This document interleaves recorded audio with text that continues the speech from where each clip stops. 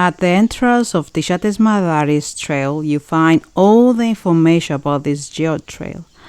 But the main focus at this point is the fire lookout station you will see at the top, and you can climb there by this narrow pathway towards the station.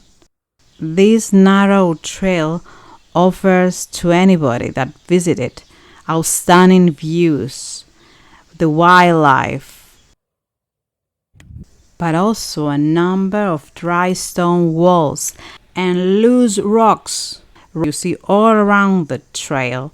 The same rock that the trail took its name, Tisha, which means wall, from the dikes that you will see around the area. You will see mostly this kind of rock, diabase. Is this black gravel we use in construction industry, making asphalts. And as we climb, we finally see the fire lookout station. At the station, you have the opportunity to see the view almost 360 degrees, a view you cannot see within the trail itself.